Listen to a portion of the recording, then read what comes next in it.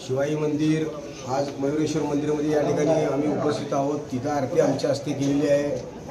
अत्यंत उत्कृष्ट असा प्रतिसाद या ठिकाणी लोकांनी आम्हाला दिलेला आहे, जनतेने दिलेला आहे। कारण का आम्ही 24 तास जनतेमध्ये आहे, जमिनीवर चालतोय, जमिनीवर लोकांचे कामं करतोय। जो कोणी बोलतो त्याला फोन उचलतो, दोन्ही कोणी असेल त्याच्या घरी जातो, कामं करतो। आम्ही असल्या कोरोना काळामध्ये आम्ही घराघरात जाऊन कामं केलेले आहेत। आम्ही घरी बसणाऱ्या कार्यकर्ता नसल्यामुळे आमदार विजयकुमार देशमुख यांनी आम्हाला या भागामध्ये एवढा निधी दिलेला आहे की प्रचंड प्रमाणात निधी दिलेला आहे। औषध वस्ती, अमराई, देशमुख पाटील वस्ती या सगळ्या भागामध्ये, गव्हाणीनगर, गोळे वस्ती या भागात विजयकुमार देशमुख इतका निधी दिला आहे की आणि मी सुद्धा माझा निधी सोडून ह्या भागामध्ये खर्च करून जास्तीत जास्त लोकांचा विकास केलेला आहे।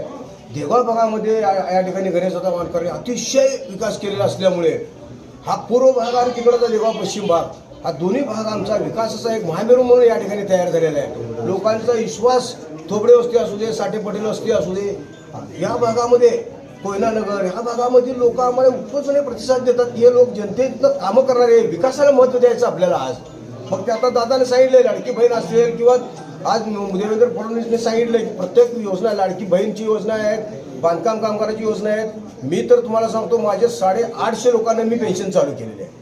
जो गोरगरीब आहेत, म्हातारा एक बी आमच्या वयस्कर मंडळी, ज्येष्ठ नागरिक शिल्लक नाही आहे। विधवा महिलांना आम्ही पेन्शन देतोय। बांधकाम कामगारांच्या मुलांना आम्ही लग्नात साहेब खर्च करतोय, त्याची शिष्यवृत्ती मंजूर करून देतोय। आज इंजिनिअरिंगला मुलगा असेल तर 60,000 रुपये त्याला आम्ही पेन्शन चालू करून दिले शिष्यवृत्तीमध्ये। माझ्याकडे लिस्टप्रमाणे आमच्याकडे नाव आहेत। हजारो लोकांची आम्ही या ठिकाणी कामं केलेली आहेत। हा विकास घेऊन आम्ही जनतेसमोर चाललेलो आहे। हा विकास घेऊन आम्ही जनतेसमोर चाललेला म्हणून आम्हाला या ठिकाणी प्रतिसाद मिळतोय।